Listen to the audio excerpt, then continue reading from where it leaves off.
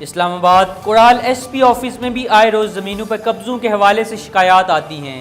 اسی بات پہ فوکس کرتے ہوئے ایس پی کورال عمر نے اول دن سے قبضہ مافیا کو جڑ سے ختم کرنے کا ارادہ کر رکھا ہے، جس کی بنا پر کورال سرکل میں کھلی کچہری کا انعقاد کیا گیا۔ ہمارے نمائندے نجم سبزواری وہاں موجود ہیں، ان سے تفصیلات جانتے ہیں۔ جی نجم۔